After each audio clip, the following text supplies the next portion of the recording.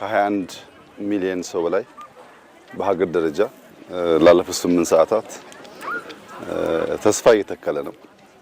በዚህ 8 ሰዓት ጊዜ ውስጥ ከ21 ሚሊዮን ሰው በላይ ከ650 ሚሊዮን ችግኝ አካባቢ ተክሏል። በቀረን 3 ሰዓት ተኩል ውስጥ ያልናትን የቀረችውን 150 ከተቻለን ጨምረን እንተክላለን። እኔ አሁን 7ኛ ጊዜ ነው። በዚህ 7ኛ ዙር ውስጥ በእያንዳንዱ ቦታ 5፣ 6፣ 7፣ 8 እየተከልኩ ነው።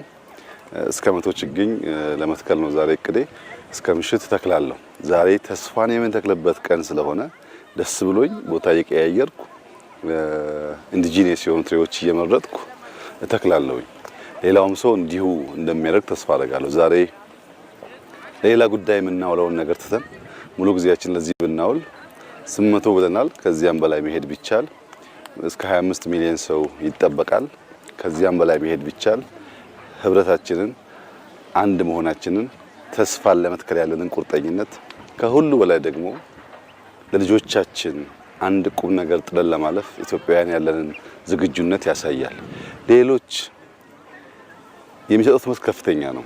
ኢትዮጵያውያን ህብረት አላቸው። ለሚፈልጉት ነገር ለሀገራዊ ፍላጎት፣ ለሀገራዊ ትልም በጋራ ይቆማሉ።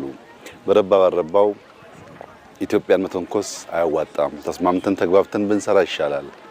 አባቶቻቸውም አስቸጋሪዎች በእጅም አይሉ የማይገዙ ናቸው። የአሁኖቹ ህብረታቸው ከፍተኛ ነው። ፍላጎት አላቸው። ጨክነዋል ለመበልጸግ፣ ለመለወጥ፣ ለማደግ።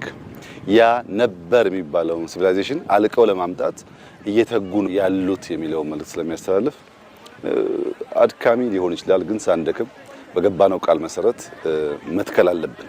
ቃልን እንደማክበር፣ ቃልን እንደመፈጸም፣ የተናገሩትን ነገር ሳያንጠባጥቡ እንደመከወን አኩሪ ተግባር የለምና ኢትዮጵያውያን በሚያስደምም ተስፋ ላይ ነው ያለነው። ኢኮኖሚያችን በመልካም ስራ ላይ ነው ያለው፣ ያበበን ያለው፣ የለማን ያለነው። ለውጦች አሉ፣ ከተሞቻችን የተቀየሩ ነው ያሉት። ግን መሰረት ካልጣል ያ ሁሉ ዋጋ የለውም። መሰረት ደግሞ አፈራችንን፣ ይሄ የሚያሳዝነው አፈራችን ተሸርሽሮ እንዳይሄድ ማስቀረት ነው። አፈር ማስቀረት፣ አካባቢን ግሪን ማድረግ፣ ኢንዲጂነስ ዛፎች መትከል፣ ከዚያ ውስጥ ደግሞ ምግቦች እንዲወጡ ምን ያክል ፍሩት እንደተከልን ዛሬ እንግዲህ አስቡት። በየቦታው በርከት ያሉ ፍሩቶች ተተክለዋል። ባለፉት አመታት የተከልናቸው ፍሩቶች በተለይ በዚህ አመት አቮካዶ ከአፍሪካ 2ኛው ኤክስፖርት አድራጊ ሆነናል።